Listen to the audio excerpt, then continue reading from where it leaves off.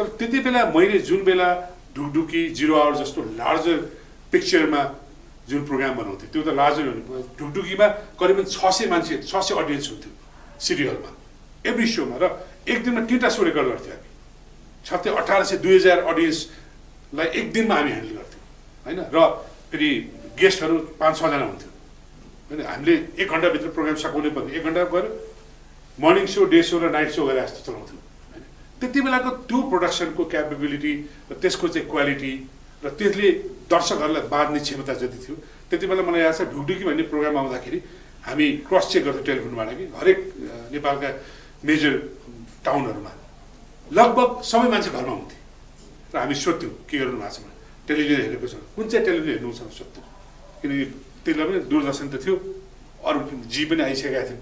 त्यो हुनाले अल्टिमेटली त्यो प्रोडक्सनको क्यापेबिलिटी त्यो घट्यो जस्तो लाग्छ म त्यति बेला मलाई तपाईँलाई भने सबभन्दा पहिला तपाईँभित्र के छ भन्ने कुरा मेजर पोइन्ट हो कि त्यसले तपाईँ डिटर्मिन गर्छ कसैले 8 क्लास पास गरेर हुँदैन उसलाई चाहिँ दिमागमा के लगाइदिएको हुन्छ त ठुलो भएर ब्याङ्कर बन्नुपर्छ ब्याङ्कको सिओ भएपछि चाहिँ राम्रो तलब पाइन्छ तेरो अगाडि डिआर झुन्डिनुपर्छ डिआर भएपछि पैसा कमाउनु हो तर त ठुलो मान्छे हुन्छस् त इआर हुनुपर्छ इआर भएपछि त प्रतिष्ठित मान्छे हुन्छ भन्छ तर मेरो दिमागमा त्यो केही पनि थिएन मेरो दिमाग के थियो भने मैले मेहनत गरेँ मेरो उद्यमशीलता मेरो व्यावसायिकता मेरो अन्टरप्रेन्योरशिप यति धेरै छ म आफ्नो डेस्टिनेसन तय गर्न सक्छु भन्ने लागेर मलाई त्यसरी डोराए आशा र म सबैलाई के भन्छु सबैको भित्र हुन्छ यो कुरा तपाईँहरू सबैको भित्र पनि यो कुरा छ मैले नि अहिले कथा र व्यथाको जुन कुरा गरिरहेको छ त्यसभित्रै नै त्यो कथा र व्यथा हुन्छ र त्यो व्यथा पनि त्यत्तिकै रमाइलो हुन्छ कि आज म सम्झँदाखेरि मलाई म प्राउड मात्र फिल गर्दिनँ म रोमाञ्चक पनि हुन्छु एडभेन्चर पनि हो नि लाइफमा म तपाईँलाई एउटा इन्सिडेन्ट सुनाउँछु म छुट्टै अफिस चलाउँथेँ परिवार छुट्टै एउटा चाहिँ राम भण्डार चलाउँथ्यो ठुलो पसल थियो मिठाई पसल होइन अहिले आँगन सागनभन्दा धेरै ठुलो अनि एकचोटि के भयो भने अब व्यापार गरेपछि तपाईँसँग सधैँ पैसा हुन्छ भन्ने ग्यारेन्टी हुँदैन अझ एडभर्टाइज एजेन्सीको व्यापार त सबै पैसा बाटेर लगाइने हुन्छ तपाईँ पैसै हुँदैन एउटा दिउँसो के भयो भने हामी बसिरहेको थियौँ एकदमै भोक लागिरहेको थियो बिहानदेखि के खाएको थिएन काममा अनि 4 बजे आएपछि ओहो भोगला खानु पर्यो भने पैसै थिएन पैसा पनि अफिसमा कोही पनि पैसा थिएन अनि म त्यहीँबाट सर्ट मोटरसाइकल एउटा आफैले किनेको थिएँ फेरि म घरमा गाडी पनि थियो म घरको चढ्दै थिएँ मलाई एउटा भित्र के थियो भने मैले छुट्टै काम गरेपछि मैले छुट्टै हिँड्नुपर्छ त्यो एउटा कावासाकी मोटरसाइकल किनेको थिएँ मैले म मोटरसाइकललाई सट्ट गरेर थापाथली गरेर रामडाँडामा यसो समोसा प्याक गरेर सबैले खानको ल्याएर खान सक्थ्यौँ तर मेरो आत्माले के गर्नु दिएन भने मेरो बुवाको पसलमा गएर मलाई खान दिएन र त्यति बेला मलाई यति फिल भयो म यत्रो काम गरेर चाहिँ मसँग पैसा छैन मलाई भोक लागिरहेको छ होइन यत्रो मेरो आँखाबाट आँसु छ कि म मात्र होइन म कहाँ भएका त्यति बेला 15-16 जना इम्प्लोयहरू पनि थियो खानलाई पैसा पनि छैन अनि आँखाबाट आँसु झऱ्यो तर आँखाको आँसुले त मलाई मेरो भोक मेटिँदैन थियो होइन मैले सोचेँ अब के गरौँ म सोच्छ मान्छे पैसा कमाउन ल्याउन सकिन्छ कि सोचेँ यसो हेरेर कुनामा अब एड एजेन्सीमा त के हुने अखबारको ठाङ त हुने भयो नि अखबारको जुन गोर्खापत्र ल्याउँथ्यो गोर्खापत्र त चाहिँ हुने थियो साप्ताहिक पेपर आउँथ्यो यसरी कुनामा अनि मैले एउटा मेरो एसिस्टेन्टलाई बोलाएर भने ल जाऊ त्यहाँ तल गएर त्यो खाली सिसी कागजवाला बनाएर ल्याऊ भन्ने त्यो बेच्दाखेरि करिबन 1500-1600 जति पैसा आयो त्यो सबैलाई लिएर गएर मैले नाङ्लो पार्टी गरेँ कि आजलाई चल्यो अन्टरप्रेन्योरशिप भनेको भित्र कथा व्यथा सबै कुरा हुन्छ होइन जसको जति सुकै ठुलो मान्छेको जति सानो मान्छेको मैले भन्छु नि उद्यमी व्यवसायहरू भएर होइन एउटा उद्यमी भएर तपाईँ सोध्नुहुन्छ व्यवसाय सोध्नुहुन्छ भने कसैलाई 2000 को समस्या हुन्छ कसैलाई 2 लाखको हुन्छ कसैलाई 2 करोडको हुन्छ कसैलाई 20 करोडको हुन्छ समस्या त सबैका लागि आफ्नो साइज अनुसार एउटै हो नि सबैका कथा व्यथाहरू हुन्छ तपाईँहरूका पनि होला होइन सबैको लागि त्यो आफै स्मरणीय हुन्छ तर त्यसलाई छिचोलेर अगाडि कसरी बढ्ने त्यसलाई छिचोल्ने कसरी भन्ने कुरा चाहिँ सबभन्दा मेजर पार्ट हो त्यो हुनाले मैले फेरि तपाईँलाई के जोडेँ भने तपाईँहरूभित्र त्यो कुरा हुन्छ सबैका भित्र त्यो कुरा हुन्छ मैले कसरी अगाडि बढ्ने भन्ने कुरा किनकि ह्युमन बिइङ भइसकेपछि त्यो इनर ट्यालेन्ट सबैसँग हुनैपर्छ हुन्छ पनि त्यसलाई एक्सप्लोर कसरी गर्ने त्यसलाई एक्सपोज कसरी गर्ने भन्ने कुरा मात्र हो जस्तो लाग्छ मलाई मान्छेले भन्छ नि खोइ के हो मेरो छोरा त लठेर बस्छ के गर्छ यसले जिन्दगीमा के गरेर खान्छ भने जिन्दगीमा उसले बाँच्छ नि तर कसरी राम्रोसँग बाँच्ने भन्ने कुरा मात्र आफूले डिसिजन गर्ने कुरा हो मान्छेहरू के भन्छ मैले धेरै पैसा कमाएर राखेको छु मेरो छोरीलाई दुःख हुँदैन भन्छु मैले देखाएको छु अरबौँ कमाएका मान्छेहरू आज सडकमा हिँडेको देखेको छु र एउटा मेरो अर्को एउटा घटना छ त्यति बेला मेरो मिठाई बस्नु हुँदाखेरि एकजना मेरो बुवाको एसिस्टेन्ट हुनुहुन्थ्यो होइन बुद्धि उसको नाम हो ऊ चाहिँ मेरो क्याटरिङ स्याटरिङ गर्थ्यो सबै कुरामा अलि एक्टिभ थियो गरिरहन्थ्यो बुवा बित्नुभयो उसले मेरो घरसम्म पश्चिममा थियो जानुभयो अस्ति 1 महिना अगाडि एउटा माइती घरको माथि कार्की क्याटरिङ भन्ने रहेछ दाइले त्यो बिहे के अरे भाइको के अरे मेरो भतिजोको छोराको बिहे गर्नु आएको छ मैले यसो होटलमा नगएर के एउटा छोराको बिहे चाहिँ क्याटरिङमा आएर गरे होला यो बेला अहिले त झन् नाकाबन्दी ल्याएर होटलमा पनि सस्तै हुन्थ्यो होला भनेर सोध्दै गएँ त्यहाँ पुग्दाखेरि त्यसको पार्किङ लटमा मात्र 250 गाडी अट्थ्यो त्यो हलभित्र छ नि करिबन 2000 मान्छेलाई को सिटिङ क्यापेसिटी भएको हल मैले नेपालको लार्जेस्ट क्यापेसिटीको हल रहेछ त्यो होइन यो कसको रहेछ भने त्यही बुद्धिको रहेछ बुद्धि नहुन्छ सबै मैले कति पैसा खर्च 6 करोड इन्भेस्ट गरेर गरेँ म त्यो मान्छेलाई देखेँ उसँग न पुँजी थियो होला न उसँग त्यति धेरै होइन पढेको मान्छे थियो न अध्ययन थियो न के थियो होला तर ऊ भित्र त्यो उद्यमशीलता त रहेछ नि त्यो व्यावसायिकता त थियो रहेछ अन्टरप्रेन्योरसिप भनेको त्यही हो नि ऊ आज 6 करोडको लगानी गरेर मैले कति कमाउँछु त अब 6 करोड लगानी गरेपछि भने कति छ भने 12 रुपियाँ जग्गा छ उसले के भने म अहिले पनि मिनिमम 1.5 करोड रुपियाँ हुन्छ म्याक्सिमम 3 करोड हुन्छ महिनाको हेर्नुहोस् त 2 करोड हुँदा कम छ 24 करोड हुन्छ 24 करोडको यस्तो खालको बिजनेसमा 40% 30 देखि 40% को प्रफिट हुन्छ नेट होइन 20% राख्नुहोस् कतिको इज ह्युज बिजनेस ह्युज होइन एउटा राम्रै कम्पनीले गर्ने ट्रान्जेक्सन भन्दा ठुलो एउटा राम्रै बिजनेसले नेचर भएको बिजनेसले गर्ने भन्दा राम्रो नेट प्रफिट यो अन्टरप्रेन्योर मैले मेरो आफ्नो कथा व्यथा भनिरहँदाखेरि उसको कथा व्यथा चाहिँ कस्तो होला मलाई याद छ उसको सानो दुईवटा छोरी थियो उसको श्रीमती अशक्त थियो होइन त्यति राम्रो शरीर थिएन म झनै उसलाई हेर्थेँ कि बुवासँग यति नडर अनि मैले मेरो आफ्नो भाइ जस्तो गरेर राख्थेँ मैले होइन अहिले अनि 3-4 वर्षको 5 वर्षको 6 वर्ष जति भयो होला ट्याक्क ग्याप भएको थियो उसले त्यत्रो प्रगति गरिसकेको छ ऊ भित्रको त्यो उद्यमशीलताले नै उसलाई त्यहाँ पुऱ्यायो त्यो उनीहरूले कथा व्यथा सबैका आफ्नो हुन्छ त त्यसलाई छिचोलेर कसरी अगाडि बढ्ने भन्ने कुरै मूल कुरा नै त्यही नै हो होइन त्यसपछि एडभर्टाइजिङ एभेन्युज खोलिसकेपछि एकदम राम्रो चलिरहेको थियो एडभर्टाइजिङ एभेन्युज नेपालको म त्यति बेला करिब 18-20 करोडको ट्रान्जेक्सन गर्ने र ट्रान्जेक्सन नबढी राम्रो सर्भिस राम्रो र क्रेडिबिलिटी त म तपाईँलाई भनौँ तपाईँले एनटिसीको क्रेडिट हेर्नु होला हामी जोड्छौँ तपाईँलाई तपाईँको संसारसँग होइन मैले बोलाएको थिएँ त्योदेखि लिएर कुमारी ब्याङ्कको सानो हातहरूले भन्ने हेर्नुभयो होला त्यस्ता थुप्रै टुबरको सबै होइन मायोजको सबै जगदम्बा सिमेन्टको सबै जगदम्बा ग्रुपको मैले राष्ट्र निर्माणमा समर्पित भन्ने नै मैले राखिदिएको थिएँ ट्यागलाइन राष्ट्रको सञ्चार भन्ने ट्यागलाइन नै मैले राखिदिएको थिएँ नेपाल टेलिकमको यी सबै क्रेडिबिलिटीहरू एडभर्टाइजिङ क्रेडिबिलिटीहरू त्यो संस्थाबाट जन्मेको होइन मैले भने अब एकजना बङ्गलादेशी एकजना पाकिस्तानी दुईवटा थियो जेने भन्ने एउटा लेडी थियो क्रेडिबिलिटी एक्टर जसले अहिले एभेन्यूज टेलिभिजनको लोगो जुन छ नि त्यो नै क्रिएसन उसकै हो दिनभरि सुत्थ्यो टेबलमा रातभरि काम गर्थ्यो इट्स भेरी ब्रिलियन्ट होइन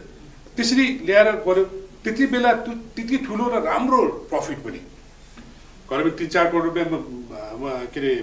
महिनामा बनाइरहेको थिएँ मैले त मलाई के भुत्सवार हो भने मैले टेलिभिजनबाट मैले आफ्नो करियरलाई सुरु गरेँ एउटा प्राइभेट टेलिभिजन चाहिँ चलाउनुपर्छ म सधैँ त्यति बेलादेखि जोसुकै सञ्चार मन्त्री भएर गएर भेट्न जान्थेँ के भन्थ्यो नि हजुर यहाँ अब निजी टेलिभिजन चलाउने अनुमति दिनु पऱ्यो भनेर जान्थेँ मसँग केही थिएन तर म सधैँ गएर उसलाई खसेर कि पुलिस त चाहियो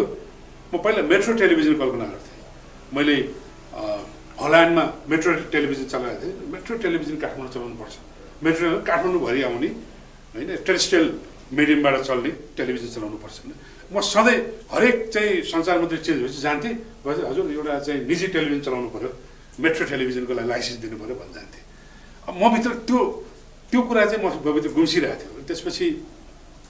गभर्मेन्टले प्राइभेट सेक्टर लाइसेन्स दिने कुरा टेन्डरमा निकाल्यो त्यस बेला जी टेलिभिजन इन्डियाको एउटा सब्सिडी कम्पनी थियो अन्नपूर्ण ब्रोडकास्टिङ भन्ने त्यो कान्तिपुर टेलिभिजन र त्यति बेला मेरो प्रोफेसनल टेलिभिजन तीनटा पिक्युमा पनि निस्क्यो पछि फेरि त्यहाँ अनेक खालको चलखेल भएपछि कान्तिपुरले पायो अरूले पाएन सेकेन्ड टाइम इमेजले पायो त्यसपछि पनि मेरो भोग त अझ बढ्दै थाल्यो अरूले पाएपछि त झन् गर्नु पऱ्यो अनि त्यसपछि फर्स्ट स्याटेलाइट टेलिभिजनको लाइसेन्स दिने भएपछि मैले पहिलो टेलिभिजनको लाइसेन्स हुन त स्याटेलाइट पहिलो टेलिभिजन चाहिँ इमेज च्यानल नेपालले चलायो पछि बन्द भएको थियो पछिल्लो पटकको पहिलो चाहिँ हामीले लियौँ र एभरेज टेलिभिजन भनेर मैले सुरु गरेँ र एभरेज टेलिभिजन सुरु गर्दाखेरि नेपालको पहिलो नेपाली भाषाको 24 घन्टे खबर टेलिभिजन कम्प्लिटली नेपाली ल्याङ्ग्वेजको 24 आवर्स न्युज च्यानल र त्यति बेला मान्छेहरू हाँस्थ्यो कि नेपालमा न्युज च्यानल चलाउने भन्थ्यो 24 घन्टा के देखाउने किनभने टेलिभिजन न्युज भने हेर्ने बेला पनि 8 बजी हो होइन याद छ होला नि 8 बजेपछि टेलिभिजनको न्युज हेर्ने हो अरू बेला त गाना साना हेर्ने हो न्युज भनेर त 8 बजी हेर्ने हो नि अनि सबै हाँस्थ्यो कि न्युज च्यानल चलाउँछ नेपाल के छ हुन्छ न्युज नेपालमा भन्थ्यो तर मसँग अनुभव के थियो भने म त्योभन्दा पहिले मैले अरू के चलाएको थिएँ भने नेपाल टेलिभिजनमा न्युज जुन 8 बजे न्युज आउँथ्यो त्यो न्युजमा तपाईँलाई याद छ एउटा आर्थिक खबर भन्ने आउँथ्यो त्यो आर्थिक खबर मैले स्टार्ट गरेको थिएँ कि त्यो आर्थिक खबरको लागि मैले 5 मिनटको समय माग्न जाँदाखेरि त्यहाँको जनरल म्यानेजर थियो तपनाथ शुक्ल उहाँले के भन्थ्यो भने यसो गर्नु भाषाजी 2 मिनट गर्नुहोस् र हप्तामा 1 दिन सुरु गर्नुहोस् कहाँ इकोनोमिक न्युज कहाँ हुन्छ बिजनेस न्युज हुन्छ र नेपालमा के हुन्छ भन्थ्यो कि र त्यो चलाएको 1.5 महिनामा मैले त्यो 5 मिनट एक्जिट गरेर 10 मिनट्स पुऱ्याइदिएँ होइन त्यसबाट अर्निङ पनि अनि मलाई के थाहा थियो भने न्युज चाहिँ हुन्छ है भन्ने थाहा थियो त्यो हुनाले नेपालमा 24 आवर्स न्युज च्यानल हुन्छ अनि मैले भन्थेँ मैले कमसेकम यसरी लाइभ गर्ने भिजुअल लाइभ आउँछ यो आउँछ यसो आउँछ हरेक घन्टाको न्युज हुन्छ भन्दाखेरि हाम्रै सेक्टरका मान्छेहरू जो एडभर्टाइजिङमा काम गर्थे जो मिडियामा काम गर्थे पहिलादेखि हुनुहुन्थ्यो कान्तिपुर ग्रुपहरू उनीहरू कहाँ न्युज च्यानल नेपालमा चल्छ भन्थ्यो अल्टिमेटली आज कतिवटा 6वटा 7वटा न्युज च्यानल चलि नै रहेछ जसरी चलोस् होइन भनेदेखि उद्यमशीलता भनेको कुरा मैले भने सबभन्दा पहिला तपाईँ भित्रबाट प्रारम्भ हुन्छ यो चाहिँ मेरो बिलिभ हो होइन मेरो विश्वास के हो भने तपाईँको उद्यमशीलता भन्ने विचारबाट योजनाबाट प्रारम्भ हुँदैन तपाईँ भित्रको आवेग भन्छ नि ऊर्जा त्यसबाट प्रारम्भ हुन्छ तपाईँसँग त्यो ट्यालेन्ट हुनु पऱ्यो तपाईँसँग त्यो अन्तर हृदयमा हुनु पऱ्यो कि म यो गर्छु भन्ने कुरा त्यहाँबाट प्रारम्भ हुन्छ त्यसपछि मात्र योजना र विचारमा आउँछ त्यसपछि मात्र यस्तो हुन्छ होला भन्ने कल्पना गर्नु होला पहिला आउनु त पऱ्यो त्यो हुनाले त्यति बेलाको न्युज च्यानल होइन अहिले अब नेपालको फर्स्ट त म भन्दिनँ सगरमाथा टेलिभिजनले म फर्स्ट भनेर दाबी गर्छ हामी चाहिँ फर्स्ट भन्दैनौँ होइन हामी चाहिँ राष्ट्रको प्रमुख राष्ट्रको सर्वश्रेष्ठ न्युज च्यानल भन्छौँ र त्यो आज चलाइरहँदाखेरि म सम्झन्छु कि मैले त्यो एड एजेन्सी मैले बन्द गर्नुपर्ने अवस्था अरू टेलिभिजनहरूले अरू कम्पिटिटरहरूले के भन्न थाल्यो भने यो क्लास अफ इन्ट्रेस्ट भयो बिजनेसमा तपाईँ एड एजेन्सी पनि चलाउने अनि मिडिया पनि चलाउने फेरि मेरो अर्को एउटा संस्था थियो मिडिया हब तपाईँ सुन्नुभयो होला न मिडिया हबको पनि चेयरम्यान मैले हो होइन मेरो अर्को 2जना साथी हुनुहुन्छ त्यसमा मैले मिडिया हब भन्ने संस्था यो टेलिभिजन अगाडि जन्माएँ त्यो किन गरेँ भने नेपालमा मैले टेलिभिजन प्रोग्राम प्रड्युस गर्न पनि जाने त्यसलाई मार्केट गर्न जान्थेँ प्रड्युस गर्नुभन्दा मार्केट गर्न गाह्रो थियो कि त्यसलाई ब्याकअप गर्ने त्यसको स्पोन्सर भेट्न त्यसको इन्भेस्टर भेट्न गाह्रो थियो कि सधैँ मलाई त्यो पीडा भइरहेको थियो मैले सोचेँ एउटा यस्तो खालको प्लेटफर्म जन्माउँ जहाँबाट चाहिँ टेलिभिजनलाई बाई गर्ने टाइम बाई आउट गर्ने यसो बाइङ एजेन्सी मिडिया हब भनेको एडभर्टाइजिङ एजेन्सी होइन यसो बाइङ एजेन्सी यसले इलेक्ट्रोनिकलाई बाई गराएको थियो पछि प्रिन्ट पनि थियो यसको प्रिन्ट गर्न सकेको छैन तर यसले नेपालको अलमोस्ट 70 to 80% टाइम बाई गर्छ त्यो भने के हो भने जस्तो नेपाल टेलिभिजनको तिथि सत्य जिले खरासी मेरो बादशाही जति प्रोग्राम छ त्यो सबै प्रोग्रामको टाइमको लागि उसले बिट गर्छ नेपाल टेलिभिजनमा तिथि सत्यको प्रोग्रामको लागि करिब 2.5-3 लाख रुपियाँ चाहिँ तिर्छ एउटा एपिसोडमा अनि त्यसलाई प्रोडक्सन गर्छ बाहिर आफैले त्यो दीपक गिरीहरू के अरे दिपाहरू लिएर उसले प्रोडक्सन गर्छ अनि त्यो बाबतको पैसा उसलाई दिन्छ प्रोडक्सनको त्यो 2-3 लाख रुपियाँ त्यो दिन्छ अनि त्यो 6-7 लाख रुपियाँ हुन्छ उसले त्यसलाई प्रेस गर्छ नेपाल टिभीमा र त्यसलाई मार्केट गर्छ अनि एक स्पट विज्ञापनको सबभन्दा बढी विज्ञापनको कस्ट त्यसैमै छ करिबन मेरो विचारमा 60,000 जति छ पर मिनटको पर स्पट होइन त्यो काम गर्छ त्यो मिडिया बाइङ एजेन्सी त्यो किन सोचेँ भने एउटा कुरा त मैले त्यो टेलिभिजन प्रोग्रामहरू बनाउँदाखेरि त्यो मार्केट गर्ने तपाईँले पनि कहीँ अनुभव गर्नुभयो होला स्पोन्सर भेट्न होइन साह्रै गाह्रो छ नि होइन मान्छेलाई कन्भिन्स गर्न त्यो प्लेटफर्म चाहिन्छ मिडिया बाइङ हाउस मैले खोलिदिएँ अनि पछि के थियो भने मैले भोलि टेलिभिजन त म चलाउँछु त्यो टेलिभिजन चलाउँदाखेरि यो बाइङ हाउसले मलाई सहयोग गर्छ भनेर मैले त्यो पनि प्रारम्भ गरेँ र अरू साथीहरू अरू जो यहाँ पहिले प्लेयर्सहरू थिए मिडियाका होइन यो क्लास अफ इन्ट्रेस्ट हो मिडिया बाइङ हाउस पनि खोल्ने अनि एजेन्सी पनि खोल्ने अनि मिडिया पनि खोल्ने होइन अनि सबै आफ्नै हातमा राख्ने यो भएन यो मोनोपोलिजम भयो भन्ने खालको होइन त्यसपछि मैले एडभर्टाइजिङ एभ्रीलाई टोन डाउन गरेँ यसलाई लगभग बन्द भएको छैन तर छ तर त्यो सानो फेजमा राखेँ किन मलाई त मेरो चाहिँ उद्यमशीलता के अरे मैले त टेलिभिजन चलाउनु पर्छ भनेर राखेको थिएँ टेलिभिजन चलाउँदा त्यो मैले त्यसलाई टोन डाउन गरेँ र मिडिया हबलाई अलिकति माथि नै मिडिया हबले अबाउट 70-80% नेपालका टेलिभिजनहरूको कमर्सियल्स उसले बाई गर्छ सबै टेलिभिजनमा एबिसी कान्तिपुर नेपाल टिभी सबैको त्यसमा चाहिँ कुनै बायस छैन सबैको बाई गर्छ र उसले बेच्छ अहिले पनि त्यही काम गरिरहेको छ तर मैले 2 वर्षदेखि एभिन्यूज चाहिँ उसलाई बाई गरेको छैन त्यो मेरो आफ्नो प्रिन्सिपल हो मैले भने कमसेकम म त्यो मोनोपोलिजम भन्छ नि एकाधिकारमुखी व्यवसाय भयो भन्छ मैले मेरो आफ्नो टेलिभिजन चाहिँ बाउट गर्दिनँ मेरो टेलिभिजन आएको छ विज्ञापनहरू म प्रसारण गरिदिन्छु तर मेरो अर्को कम्पनी किन्न पाइँदैन भनेर रोकेको छु मैले अब त्यो कति जेलसम्म हुनसक्छ अहिलेको अवस्थामा तर अहिलेसम्म त्यो विद्यमान छ त्यो हुनाले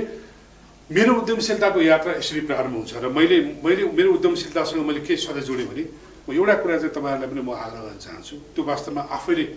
सेल्फ रेगुलेसन पनि हो त्यो होइन आफैले आचार संहितामा आफूले बाँध्नु पनि हो उद्यमशीलता भनेको पैसा कमाउनु होइन पैसा जसरी पनि कमाउन सकिन्छ म सधैँ साथीलाई भन्छु यदि आजभन्दा 9 वर्ष 10 वर्ष अगाडि मैले एभरेज टेलिभिजन नगरेर एउटा सिमेन्ट फ्याक्ट्री खोलेको भए आज म 4 सिमेन्ट फ्याक्ट्रीको मालिक भइसक्थेँ होला र मैले नजानेर सिमेन्ट फ्याक्ट्री नखोलेको पनि होइन यदि मैले काठमाडौँको कुनै ठाउँमा 10 रुपियाँ पनि जग्गा किनेर राखेको भए आज त्यो जग्गाको मूल्य 10 दोब्बर भइसक्थ्यो होला त्यो नजानेर नकिने पनि होइन त्यति बेला 25 करोडको इन्भेस्टमेन्ट हो मेरो टेलिभिजन तर मैले चाहेको व्यवसाय मेरो होइन इनर ट्यालेन्टले मेरो इनर हार्टले भनेको चाहिँ व्यवसाय के हो भनेदेखि टेलिभिजन हो त्यो मैले टेलिभिजन गरेको होइन मेरो चाहिँ मेरो ब्रह्मले भन्छ नि मेरो आत्माले देखाएको कुरा त्यो हो र मेरो एटिच्युड पनि त्यही नै हो मेरो हबी पनि त्यही नै हो मेरो क्यारेक्टर पनि त्यही नै हो जुन मेरो कम्पनीले रिफ्लेक्ट गर्छ त्यसपछि यदि मैले पैसा मात्र कमाउनलाई यो खोलेको भए त म अरू काम गर्न सक्थेँ र मैले उद्यमशीलता र व्यावसायिकतामा पैसा नजोड्नुहोस् भन्ने आग्रह गर्छु अन्त मान्छेले धेरैले मलाई भन्छ यो मान्छे मूर्ख भयो पैसा व्यापार गर्ने पैसा नकमाउने पैसा कमाउने मेरो उद्देश्य पनि पैसा कमाउने नै हो तर पैसा कस्तो कमाउने हो भने आफूले मन परेको व्यवसाय प्रोफेसनली एउटा बिजनेस गरेर कमाउने म तपाईँलाई एउटा उदाहरण दिउँ अहिले पेट्रोलको स्कार्सिटी भयो 2-3 महिना अगाडि एउटा कम्पनीले पेट्रोल ल्याउने भयो 100 रुपियाँमा पेट्रोल नआउने तर 200 रुपियाँमा आउने त्यो पेट्रोलमा प्रति लिटरमा 50 रुपियाँ 60 रुपियाँ जसले पेट्रोल बिचमा ल्याएको थियो उसले नाफा गर्ने मैले के भने यत्रो देशलाई पराएको छ मान्छेलाई पराएको छ यति बेला तपाईँ प्रति लिटरको 60 रुपियाँ खाने हो कि तपाईँले ह्यान्डलिङ चार्ज 10 रुपियाँ खाएर देश सेवा गर्ने हो म दोस्रो रोज्छु म पनि व्यापारी हुँ म नाफाको लागि काम गर्छु प्रफिट मेरो धर्म हो तर कति प्रफिट त कति पर्सेन्ट त्यो कुरा चाहिँ आफैले निर्धारण गर्नुपर्छ कसैले भन्छ यो बेको भयो पैसा कमाउन त टन्न कमाएर राख्नु जानु अरू काम गर्नु तपाईँले त्यति तपाईँको code of conduct self regulation चाहिँ तपाईँले आफूलाई बनाउनुपर्छ यदि तपाईँ उद्यमशीलतालाई आफ्नो पेसा व्यवसाय बनाउन चाहनुहुन्छ यो कुरा मैले भने उद्यमशीलता भनेको आफ्नै व्यापार मात्र होइन उद्यमशीलता भनेको अरूले खडा गरेको व्यापारमा गएर तपाईँले त्यसलाई चलाउनु भयो भने त्यो तपाईँको उद्यमशीलता त्यसमा पनि कुरा गर्दैछु आकाङ्क्षा ठिक छ अति आकाङ्क्षा ठिक छैन भन्छ नि ओभर एम्बिसन त कहीँ पनि राम्रो पनि होइन त्यो हुनाले मैले मेरो जीवनको आधारमा कथा नै भन्नुपर्दाखेरि मैले लाइफमा त्यो एउटा लक्ष्मण रेखा आफैले कोरेको छु कि म यो व्यवसायमा यतिसम्म जान सक्छु लगभग म अहिले कम्युनिकेसन बिजनेसमा छु event management media buying agency broadcasting तर अब मेरो स्टेट मैले यो सबै कुरा मैले छोड्ने विचार गरेँ म यसबाट म पृथक रहन्छु म मेरो डाइरेक्ट इन्फ्लुएन्स मैले चाहिँ एक्जिक्युटिभ चेयरम्यानबाट म बाहिर हटिसकेको छु अहिले मेरो छोरीले एज अ सिओ हेर्नु भएको छ तर अरू प्रोफेसनल बडीहरू चाहिँ ऊ फाइनल अथोरिटी अहिले पनि होइन। तर म चाहिँ आफ्नो अलि बाहिर ल्याएर म त्योभन्दा पृथक व्यवसाय गर्नुपर्छ, पृथक उद्योग गर्नुपर्छ भनेर म बाहिर आउनु खोजिरहेको छु। म एभिएसनमा जानुपर्छ अब नेपालमा होइन, टुरिज्ममा जानुपर्छ, टुरिज्म इनोभेटिभ टुरिज्ममा जानुपर्छ, हाई एन्ड टुरिज्ममा जानुपर्छ लगायतका कुरामा म सिफ्ट गर्दैछु। यो एक किसिमको सिफ्ट पनि हो होइन। म यो उमेरमा आएपछि पनि मलाई के लाग्छ भने म भित्रको त्यो उद्यमशीलताले अझै पनि मलाई जगाइरहेको छ र म गरिरहेको छु र यही नै उद्यमशीलता, यो नै अन्टरप्रेन्योरसिप हो जस्तो मलाई लाग्छ। र मैले कागज बेचेर चाहिँ खाजा खाएको दिनदेखि आजसम्म होइन, म सधैँ एउटा कुरा चाहिँ म एकदमै बेसिक्स मेरो आधारभूत मेरो धरातल भन्छ नि, मान्छेले धरातल बिर्सिनुहुन्छ। मेरो धरातल के हो भने मेरो बुवा मुवाले मलाई संस्कार, जन्माएर संस्कार, हुर्का, अध्ययन सबै दिइसकेपछि अरू सबै मैले आफूले सृजना गरेको। र म के भन्छु भने म सधैँ भन्छु कि यो सबै जिरो शून्यमा परिणत भने मलाई कमसेकम पश्चाताप हुने छैन, किन यो सबै मैले सृजना गरेर त हुने, मैले लिएर जाने पनि होइन। मैले सृजना गरेको कुरालाई मैले यिनै बिसाउँदा पनि हुन्छ, त्यसका लागि तयार रहिरहनुपर्छ। त्यो चाहिँ मेरो आफ्नो एउटा धरातले यथार्थ भन्छ नि, ग्राउन्ड रियालिटीको रूपमा मैले यसलाई ग्रहण गरेको छु। त्यही भएर मेरो कथा व्यथा यति नै हो। यसमा बिचमा सहायक मार्गहरू थुप्रै होलान्, तर एभिन्युज चाहिँ एउटै हो होइन। त्यसैबाट चाहिँ डिफ्रेन्ट एभिन्युजहरू पनि निस्किन्छ, अझ सानो एभिन्युजबाट अर्को एभिन्युजहरू पनि निस्किन्छ। तर बेसिक लाइनअप चाहिँ मैले जिन्दगीको उद्यमशीलता, व्यावसायिकतालाई एउटा रेखाभित्र, एउटा सीमाभित्र बाँधेको छु र त्यो सीमाबाट म अगाडि बढेको छु। र यस बिचमा थुप्रै समाजले तपाईँलाई नकारात्मक रूपमा, सकारात्मक रूपमा, नेगेटिभ पोजिटिभ हेर्ने कुरा त भइरहन्छ। त्योसँग तपाईँ जुझिरहनुपर्छ। तपाईँले भन्छ नि राजालाई त छोड्दैन भने तपाईँलाई के छोड्दैन होइन। मैले विनोद चौधरीको कुरा गर्छु। विनोद चौधरीको कुरा गर्दा मसँग थुप्रै कुराहरू म उहाँसँग मेरो मन मिल्दैन, थुप्रै कुराहरू। तर केही कुराहरूमा यति धेरै मिल्छ कि हामी एक ठाउँमा बस्छौँ। मलाई के लाग्छ भने समाजमा जोसँग जति बेला मिल्छ त्यो मुद्दाहरूमा सँगै बस्ने हो, अरू मुद्दामा आफ्नो अगाडि बढ्ने हो, मलाई त्यो लाग्छ। त्यो हुनाले मेरो चाहिँ सक्यो, मेरो आधा घन्टाभन्दा बढी भयो होला। Thank you very much.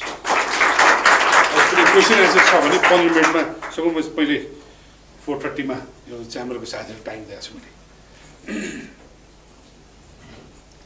केही छ मैले भन्नुपर्ने कुरा? यस सर। जहिले पनि बिजनेस भनेपछि अब डिसिजन मेकिङ प्रोसेस त भइरहेको छ होइन। अनि जब भने बिजनेसमा कुनै पनि प्रब्लम आउँछ है, what do you base your decision on? इन्ट्युसनमा आफ्नो डिसिजनहरू बेस गर्नुहुन्छ कि नलेजमा बेस गर्नुहुन्छ डिसिजनहरू? इट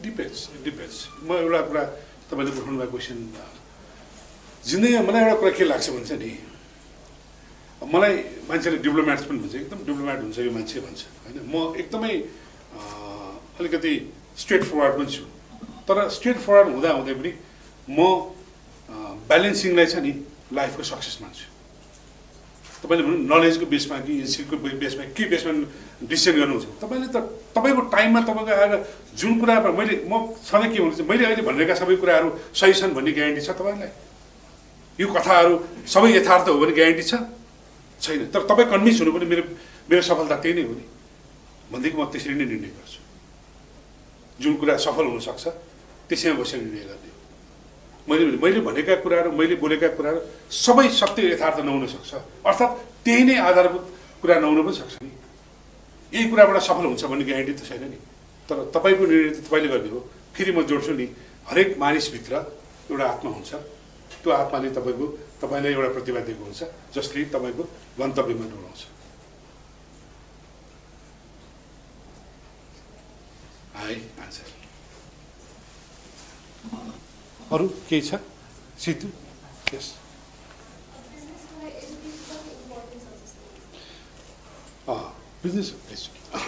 बिजनेसको लागि एजुकेसन त चाहिन्छ। एजुकेसन नभइकन बिजनेस हुँदैन जस्तो लाग्छ मलाई। हुन्छ बिजनेस होइन, मान्छेहरू अब हुँदैन भने पनि कति मान्छेले चाहिँ व्यापार गरेर अहिले पनि त्यो मान्छेले गर्यो। तर एजुकेसन भयो भने त्यो व्यापार सिस्टमाइज हुन्छ, सिस्टमेटिक हुन्छ। मैले अहिले जुन ब्रोडकास्टिङ हाउस एस्टाब्लिस गरेँ, मेरो उद्देश्य के थियो भने म मल्टी ब्रोडकास्टिङ हाउसको रूपमा लैजान्छु भन्ने थिएँ। मलाई प्रिन्टमा जान्छु, छापा जान्छु, रेडियो जान्छु, कहाँ जान्छु भन्थे म टेलिभिजन तर मल्टी च्यानल स्पेसलाइज च्यानल चलाउँछु, म स्पोर्ट्स च्यानल चलाउँछु, म रिलिजियस च्यानल चलाउँछु, म म्युजिक च्यानल चलाउँछु, म फिल्म चलाउँछु भन्ने थियो मेरो बेसिक्सहरू मैले इन्भेस्टमेन्ट त्यसले गरेको थिएँ। तर मैले गर्न सकिनँ 9 वर्षमा आएर होइन। मैले जान्दै पनि मैले गर्न सकिनँ। अहिले लगभग अबको अर्को 6 महिनामा न्युजले कमसेकम एउटा वा दुईवटा एडिसनल च्यानल थप्दैछ। त त्यो कुरा अहिले मेरो टिमको चाहिँ प्रोफेसनल मान्छेहरू जो छ उनीहरूले त्यसलाई प्लान गर्यो होइन। बिजनेस प्लान कसरी गर्यो भनेदेखि एउटा न्युज च्यानल भइरहँदाखेरि होइन हाम्रो रेटिङ यो हो, हामीले यति चाहिँ टोटल ट्रान्जेक्सन गर्छौँ भनेर त्यसलाई उहाँले यति राम्रोसँग प्लान गर्यो। मैले भर्खरै त्यहीँबाट पनि आउँदैछु कि उहाँले यति प्लान गर्यो, उनीहरूले एट अ टाइम दुईवटा च्यानल अब जानैपर्छ भनेर प्लान गर्नु। सम्भवतः त्यो मैले मेरो एक्सपर्टिज नभएको कारणले सम्भवतः गर्न सकिनँ होला। त्यो एक्सपर्टिज हुँदो हो त मैले गर्न सक्थेँ होला। अर्को कुरा जस्तो जुनसुकै बिजनेसमा पनि कोर टेक्निकल चिज हुन्छ, जुन कुरा तपाईँले जान्नै पर्छ भने जरुरी छैन। जो नपढेको हुन्छ भने तपाईँले हायर गर्न सक्नुहुन्छ भन्छ नि होइन। कोही मान्छे फाइनेन्सियल एकदम विक हुन्छ, अङ्क देख्न चाहिँ नआउने, बिजनेस गर्नु छ अङ्क देख्नु मलाई पनि त्यस्तै लाग्छ। सबै गर्न सक्छु म, त्यो ब्यालेन्स सिट हेर्न लाएर निर्णय लाग्छ मलाई। एक पेज ब्यालेन्स सिट पढ्न सक्दैन कि। अब म फ्याटे के भन्छु भने लास्ट इयर के थियो, 2 वर्ष अगाडि के थियो, 1 वर्ष अगाडि के थियो, आज के छ, भोलि के हुन्छ भन्नु भन्छु होइन। अनि मेरो आफ्नो हिसाबले क्यालकुलेसन हुन्छ, ल ठिकै छ। तर त्यसमा एक्सपर्टिज भयो भने चाहिँ त्यो अझ बेटर हुन्छ। र अहिलेको म सिस्टमभित्र बिजनेस गरेको बिग हाउसेसहरू नेपालको सिस्टमभित्र बिजनेस गर्नेहरूको यसो तपाईँले हेर्नु छैन, उसको ब्यालेन्स सिट, उसको चाहिँ पर्फर्मेन्स तलमाथि भएकै छैन। म फर इक्जाम्पल म वैद्यनारायण आइसक्रिम लिन्छु, टोयोटाको, त्यहाँ अब यति स्टडी छ, यति राम्रो छ, तलमाथि नै छैन कि। त्यो भनेको सिस्टम हो नि होइन। यहाँ धेरै हिजो एकदमै राम्रो पर्फर्मेन्स गर्ने बिजनेस हाउसेसहरू एकदमै तपाईँले अहिले लगभग छैन जस्तो पनि देखिरहनु भएको छ होला। कतिपय विदिन दिस 5 to 10 yearsमा यति धेरै प्रोग्रेस गराएको छ। म त्यो प्रोग्रेसहरू जस्तो मैले फ्यु बिजनेस हाउसहरू भाटपटेनी, आइएमई, प्रभु, म उनीहरूको डेभलपमेन्ट हेर्छु कि त्यो डेभलपमेन्टलाई यदि सिस्टमाइज गर्न सकेन भने, त्यसमा त्यो नलेजले काम गर्न सकेन, एक्सपर्टिजले काम गर्न सकेन भने मलाई लाग्दैन त्यो बिजनेस यसरी नै ग्रो गर्छ वा ग्रो गरेको पोजिसनमा रहिरहन्छ जस्तो लाग्दैन। त्यसमा चाहिँ त्यसले इन्हान्स गर्छ लाग्छ।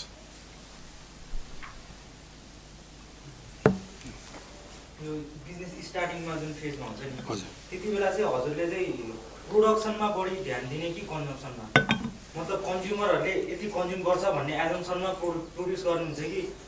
पहिला प्रोडक्सनलाई ध्यान दिएर हामी स्टार्ट गर्न आउनुहुन्छ? त मेरो चाहिँ अलिक बेग्लै बस्छु। मलाई के लाग्छ भने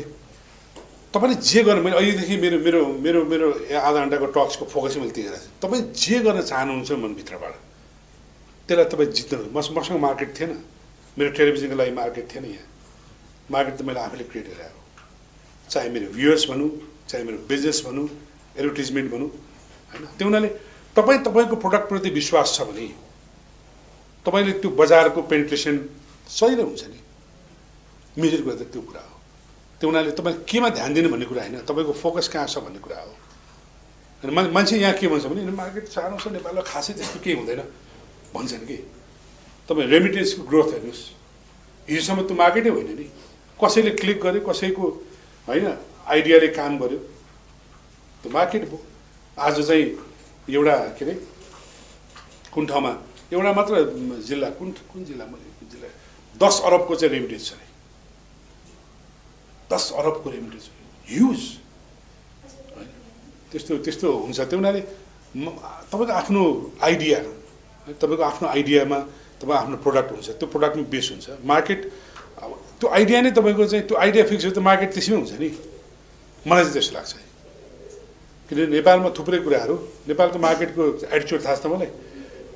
मार्केटमा प्रोडक्ट पठाएपछि पुल र पुस भन्ने हुन्छ डिस्ट्रिब्युसनमा, त्यो त थाहा छ तपाईँलाई? बेसिक प्रिन्सिपल पुस र पुल हुन्छ होइन। नेपालमा पुस हुन्छ होइन, अनि पछि पुल हुँदैन भन्छ कि। भने मतलब मार्केटमा पुस गर्यो यति धेरै जान्छ। तपाईँ कुनै नुडलको लन्चिङमा हेर्नुहोस्, कुनै फास्ट कन्ज्युमर कुनैको लन्चिङमा यति धेरै जान्छ, उसको मार्केट सेयर एकैचोटि 50% भन्दा माथि पुग्छ होइन। तर पुल हुँदैन भनेको त्यसपछिको कन्टिन्युएसन हुँदैन कि। तपाईँले एकचोटि ठेल्नुभयो त्यसपछि त एउटा रोटेसनमा आउनु पऱ्यो, त्यो चक्र त घुम्नु पऱ्यो नि, त्यो घुम्दैन होइन। मार्केटको नेपाली मार्केट, नेपाली कन्ज्युमरको बिहेभियर कस्तो छ भने ऊ नयाँ कुरा टेस्ट गर्न चाहन्छ। तपाईँ अहिले मोबाइल फोनहरू हेर्नुहोस् न, सम्भवतः तपाईँले 2-3टा ब्रान्ड त टेस्ट गरिसक्नु भयो होइन। केयर आउनु छ भने किन्नु सबैले खत्तम रहेछ नि, यता फाल्छ भने फाल्छ, कतिजना हामीले फाल्छौँ होइन। टेस्ट गर्ने चाहिँ हाम्रो एटिच्युड छ, हाम्रो मार्केटको कन्ज्युमर बिहेभियर टेस्ट गर्ने छ। कुनै पनि तपाईँलाई याद होला एक्चुअली के छ भने रोटी आएको थियो, याद छ तपाईँलाई, रोटी प्याक होइन, निकालेर त्यसै पनि खानु हुने, तताएर पनि खानु हुने, यति राम्रोसँग गयो नि त्यो।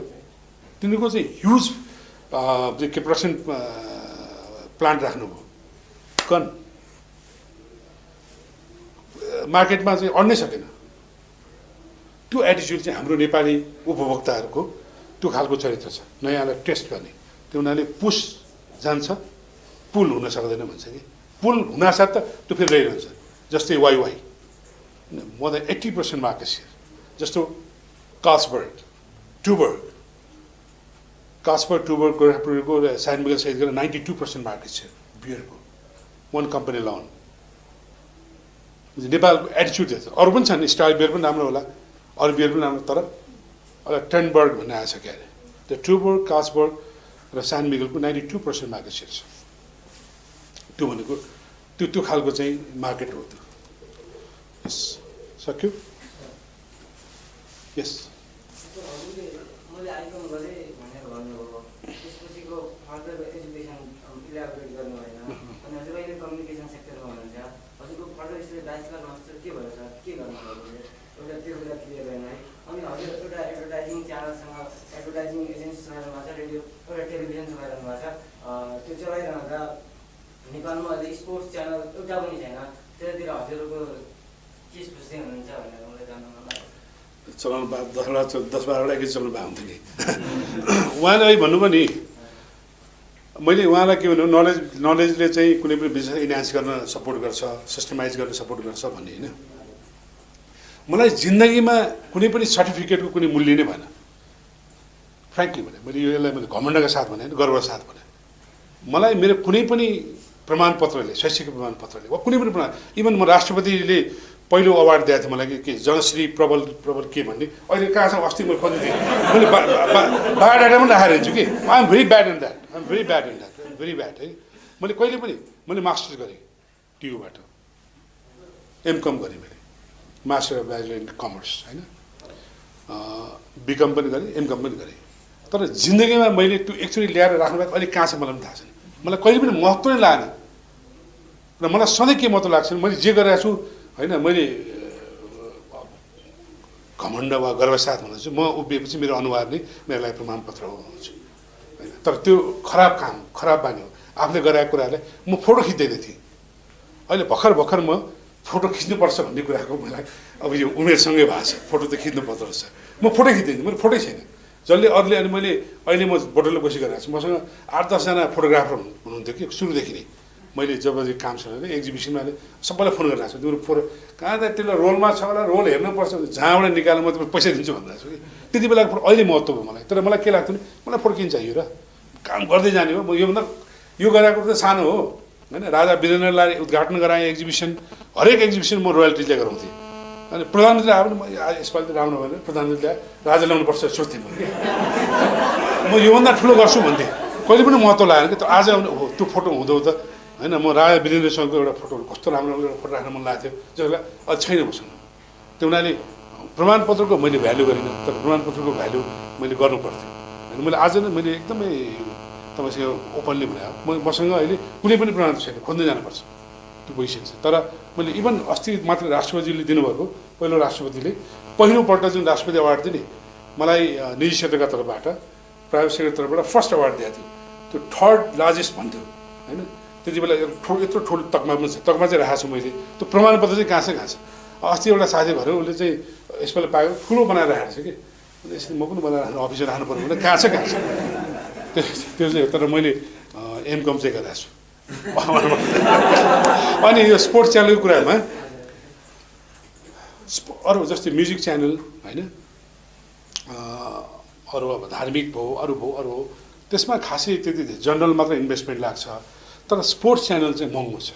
नेपालमा स्पोर्ट्स च्यानल आउनु नसक्छ यो कान्तिपुर गोल्ड पनि वास्तवमा सुरुमा त्यो स्पोर्ट्स च्यानल थियो होइन उहाँहरूले गर्न सक्नु भएन स्पोर्ट्स च्यानलमा के छ भने आफैले प्रोडक्सन गर्नका लागि पनि you need to have different type of cameras जस्तो भने क्रिकेटलाई कभर गर्नु पऱ्यो भने त लेन्सेसहरू नि एउटा लेन्सेसकै 1 करोड 1.5 करोड जाने लेन्सेस हुन्छ 3टा 4टा चाहियो होइन र टेक्नोलोजी पनि त्यसै अब रिप्ले गर्ने टेक्नोलोजीहरू एकदमै महँगो छ त्यो टोटल सिस्टम नै महँगो छ र अर्को कुरा के भन्दा त्यो भएन आफ्नो प्रोडक्सनको कुरा बाहिरबाट ल्याउने भने त्यसको चाहिँ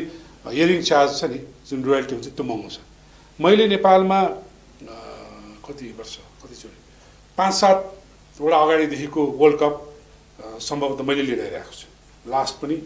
लास्ट एउटा चाहिँ मैले गरेँ होइन लास्ट पनि मैले गरेँ सबै वर्ल्ड कप छ नि वर्ल्ड कप फुटबल नेपाल टेलिभिजनले ल्याउँथ्यो त्यसलाई पहिला म 12 वर्ष जति मैले एडभर्टाइजिङ एसोसिएसन अफ नेपालमा म अध्यक्षको रूपमा रहेँ त्यति बेला मैले आनबाट लिएर आएँ त्यो वर्ल्ड कपको राइट्स र पछि मैले एभिन्युजबाट लिएर आएँ र यस गएको मिडिया हबबाट लिएर आएँ त्यो वर्ल्ड कपको मैले सुरुमा ल्याउँदाखेरि $20,000 ल्याएको उनीहरूको 20 लाख रुपियाँ अहिले लास्ट टाइमको 4 करोड 75 लाख रुपियाँ परेको थियो र टेक्निकल कस्ट जोड्दाखेरि 5 करोड 25-35 लाख रुपियाँ परेको थियो कति पैसा उठाउनु पऱ्यो त फेरि हियरिङ चार्ज वर्ष भएर चाहिँ 8-9 करोड उठाउनु पऱ्यो घाटा भएको छैन अहिलेसम्म तर यो हरेक दिन महँगो भएर गइरहेको छ त्यो उनीहरू त्यो राइट्स कस्ट चाहिँ एकदम महँगो छ स्पोर्ट्सको त्यो उनीहरू स्पोर्ट्स च्यानल नेपालमा त्यति चाँडै आउन नसक्ने कारण त्यो मार्केट छैन नेपालको टेलिभिजनको टोटल मार्केट भनेको 120 करोडको 115 देखि 120 करोड त्यसमा मेजर चङ्क नेपाल टेलिभिजनको छ नेपाल करिबन 32 करोड जति हुन्छ कान्तिपुरको 26 करोड जति अनि एभिन्युजको 18 करोड जति त्यसरी बाँडिन्छ त्यो गर्दाखेरि नेपालको टोटल एडभर्टाइजिङ भोल्युम भनेको 350 करोड रिजनेबली भन्दा साथीहरूले अहिले 400 करोड 450 करोड भन्छ 350-360 करोड जति होला 360 करोडमा 3 अरब 60 करोडमा सबभन्दा मेजर चङ्क चाहिँ प्रिन्ट मिडियाको छ छापा माध्यमको त्यसपछि टेलिभिजनको अनि आउटडोरको अनि टेलिभिजनको त्यो हुनाले मार्केट त्यति ठुलो छैन आज तक भन्ने न्युज च्यानल छ नि इन्डियाको त्यसको एक्लो न्युज च्यानलको इयरली टर्नओभर कति छ भनेदेखि 350 करोड आइसी छ हाम्रो टोटल एडभर्टाइजिङ बजेट भनेको होइन अफिसियली अब अहिले साथीले 425 करोड भने पनि त्यति धेरै छ त्यो हुनाले नेपालको मार्केट मिडियाको लागि ठुलो होइन अब मार्केट एडभर्टाइजिङ मार्केट भनेर त केमा डिपेन्ड गर्छ भनेदेखि बिजनेस भए पो डिपेन्ड गर्छ त एकदमै ग्रोथ हुनु पऱ्यो नि ग्रोथ 2.6 मा अहिले 2.6 को प्रक्षेपण गरेको छैन 2.6 भनेपछि त त्यो 8 पुगेपछि पो बढ्छ त बिजनेस नभएपछि एडभर्टाइजिङ बजेट त बढ्दैन र एडभर्टाइजिङ बजेट नबढ्नुको अर्को कारण के हो भने इन्डियामा इन्डियन टेलिभिजनहरूको टिआरपी हाई छ मैले भने अनि मल्टिनेसनल कम्पनीहरूले होइन अब डाबर भयो लिभर भयो कोक भयो इभन पेप्सी भयो के भने इन्डियन टेलिभिजन नेपालमा त सब इन्डियन टेलिभिजन देख्दा सबै घरमै भन्दैछ सिट त्यो बजेट होइन कन्ज्युम चाहिँ हामी गर्छौँ त्यो पनि प्रमोसन चाहिँ इन्डियन टेलिभिजनबाट हेरेर हामी जान्छ त्यो हुनाले बजेटको कारणले पनि त्यो आउन सक्छ ल थ्याङ्क यू भेरी मच